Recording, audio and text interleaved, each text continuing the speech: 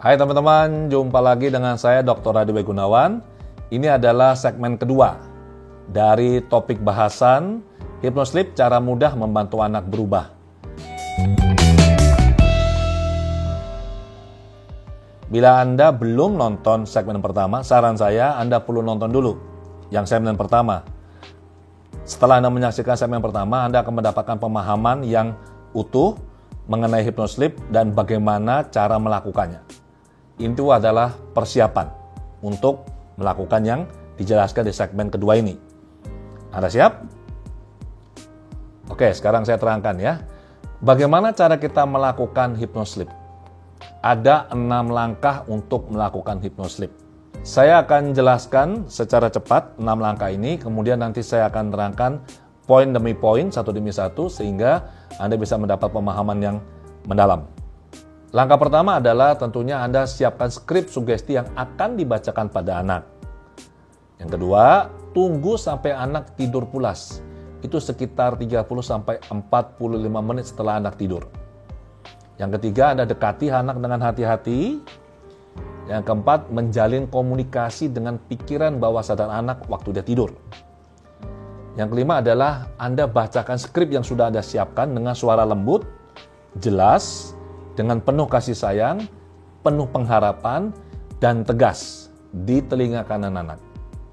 Dan yang keenam adalah setelah selesai membaca skrip, Anda kembalikan anak dari kondisi HypnoSleep ke kondisi tidur alamiah. Sekarang saya akan bahas yang pertama. Bagaimana dengan skrip? Jadi misalnya ini, anak namanya Budi. Budi tidak suka matematika. Jadi daripada tiap hari teriak, marah-marah, supaya Budi suka matematika, saran saya adalah Anda siapkan skrip seperti ini.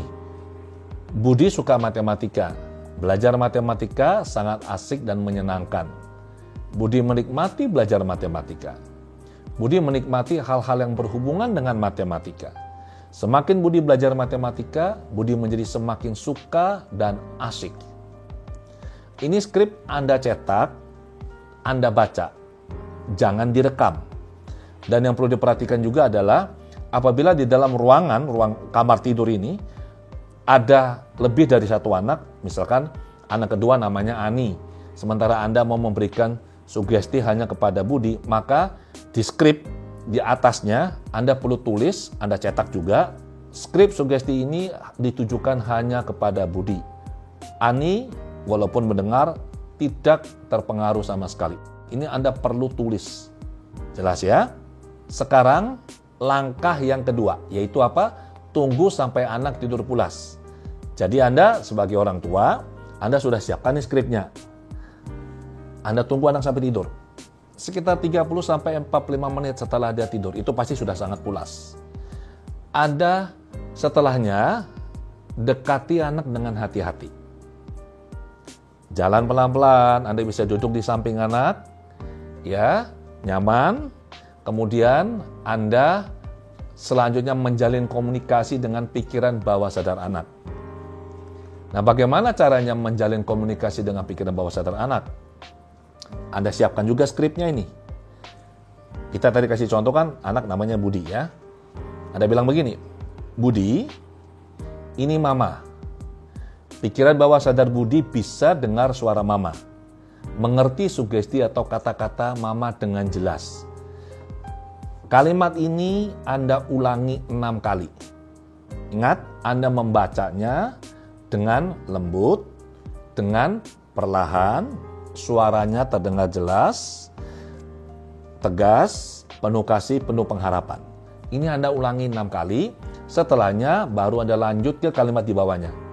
Kalau Budi sudah bisa dengar suara mama, gerakkan jari telunjuk ini. Nah, Anda bisa menyentuh jari telunjuknya. Ya, kalau misalkan Anda mengatakan gerakan jari tengah ini, Anda sentuh jari tengahnya. Setelahnya Anda tunggu antara 5-30 detik.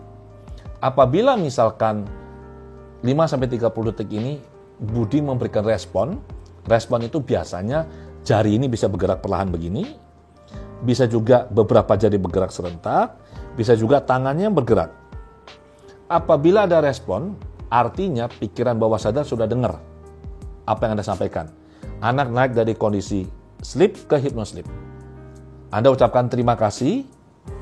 Setelah itu lanjut Anda langsung baca skrip sugesti yang sudah Anda siapkan. Bila misalnya setelah Anda membaca kalimat kalau Budi sudah bisa dengar suara mama, gerakkan jari telunjuk ini, Anda sentuh kan? Anda tunggu antara 5-30 detik dan sama sekali nggak ada respon, Anda ulangi lagi membaca kalimat yang sama. Budi, ini mama. Pikiran bawah sadar Budi bisa dengar suara mama. Mengerti sugesti atau kata-kata mama dengan jelas. Ulangi baca 6 kali, kemudian lanjut dengan kalau Budi sudah bisa dengar suara mama, gerakkan jari telunjuk ini. Anda sentuh lagi. Tunggu lagi antara 5-30 detik melihat responnya dia. Kalau langsung ada respon, Anda bilang terima kasih, kemudian Anda bacakan skripnya dekat telinga kanannya. Ya. Apabila sampai 30 detik belum ada respon, apa yang Anda lakukan? Ulangi lagi. Anda membaca, Budi, ini mama. Pikiran bawah sadar Budi bisa dengar suara mama, mengerti sugesti atau kata-kata mama dengan jelas. Baca ini 6 kali. Setelah itu kalimat selanjutnya, kalau Budi sudah bisa dengar suara mama, gerakkan jari telunjuk ini. Anda sentuh lagi. Tunggu lagi antara 5-30 detik. Kalau misalkan ada respon, Anda bilang terima kasih dan Anda langsung bacakan skrip di telinga kanan Budi. Kalau misalkan tidak ada respon dan karena Anda sudah mengulangi ini 3 kali prosesnya, maka yang perlu dilakukan adalah Anda sentuh ini, pegang ini dagunya anak, si Budi ini perlahan, kemudian Anda gerakkan ke kiri dan ke kanan beberapa kali. Ya, Anda gerakkan perlahan, seperti ini. Ini tujuannya apa? Supaya Budi dari kondisi sleep dia naik sedikit. Setelah Anda goyang-goyang beberapa kali, kemudian yang Anda lakukan adalah Anda langsung baca skrip yang sudah Anda siapkan tadi. Tadi kan contohnya adalah soal suka matematika. Jadi Anda baca, Budi suka matematika. Belajar matematika sangat asik dan menyenangkan. Budi menikmati belajar matematika. Budi menikmati hal-hal yang berhubungan dengan matematika. Semakin Budi belajar matematika, Budi menjadi semakin suka dan asik. Karena ini sugestinya singkat, Anda baca 5 kali, diulang. Kalau sugestinya panjang, Anda cukup bacanya 1 kali. Kata mama dalam contoh sugesti ini, Anda bisa ganti dengan papa, om, tante, atau siapapun yang membacakan sugesti ini pada anak. Dan Anda gunakan nama anak yang biasa ya dipanggil di rumah, nama akrabnya dia. Karena ini akan lebih berpengaruh pada bawah sadarnya. Setelah Anda selesai membaca skrip ini, Anda kan tadi dari kondisi sleep naik ke hypnosleep nih. Kita perlu mengembalikan anak ke kondisi sleep, ke kondisi tidur. Maka bacakan sugesti berikutnya. Terima kasih Budi, tidurlah yang pulas, nyenyak dan nyaman. Pagi hari Budi bangun dengan tubuh yang segar, sehat sempurna, perasaan dan pikiran tenang, bahagia, nyaman, dan semangat menjalani hari. Mama dan Papa sayang Budi. Sudah selesai, Anda bisa tinggalkan si Budi tidur. Nah, teman-teman, skrip sugesti ini kan pasti masuk ke bawah sadar. Anda perlu membangun momentum di dalam diri anak, di bawah sadar anak. Teman-teman, baca skrip sugesti ini minimal 7 hari berturut-turut setiap malam. Malam Anda baca, besoknya Anda amati anak ini, bagaimana perkembangannya.